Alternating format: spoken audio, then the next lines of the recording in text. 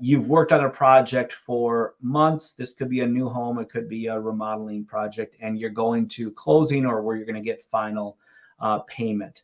And so normally what happens on these projects is you're going to do some sort of a walkthrough, typically a week to 10 days before this closing date, so that you can identify any and all issues or quality issues that need to be repaired. You go through the process then of repairing, and then ideally you come to closing with a finished project. However, that's not always what happens. Sometimes there's some things on that punch list that do not get completed. So the mistake number one that I see is that you're doing this walkthrough again a week to 10 days before closing, and then you go right back to closing. So what happens then at closing is you're going through the paperwork, and then the customer's asking you, okay, Rick, well, did you get this done? Did you finish this? Did you do this? Did that come in? Did you get that installed? And so you pull out your punch list and you're going through all the items with them line by line, trying to reassure them that yes, a lot of these things get done. It adds a whole different layer or of complexity and frustration to an already stressful process, which is, these people are writing the final check or writing the check for your months of work. And they're wondering, will I ever see you again? Because now I'm paying you, right? Or are you going to take the money and run? So unfortunately, in this industry, there's so much bad PR out there about builders that do take the money and run. We know you don't. So what we want to look at is avoiding this mistake.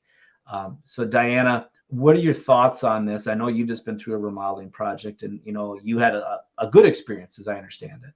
Yeah, and that's our talk today. It's a confirmation that the builder did a good job, and I was not aware that he actually came 2 weeks before, and he talked with everybody on the phone, and he established all the things, all the small things that need to get done. So I think it was by the book. So I was happy to see that. So, and my understanding is that this is not something that it's happening all the time, and it seems that I'm lucky. I had a good experience, and I'm I think grateful. you are lucky, and I think by and large, most builders are trying to do a good job.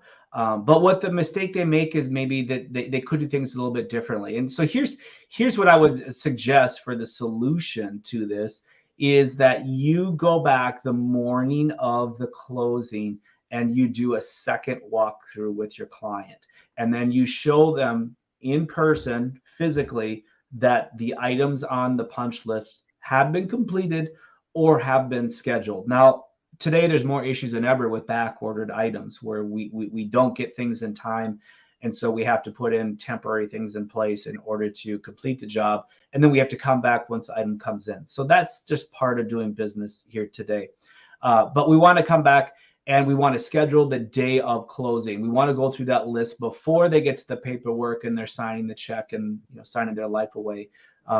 Essentially, I've seen both sides and I've done both sides. I've personally done walkthroughs. I've done a lot of closings, and I can tell you unequivocally that it relieves so much stress and anxiety from your client when they're, the morning of closing, they've seen the job, they've seen the work that you verified with them that is completed.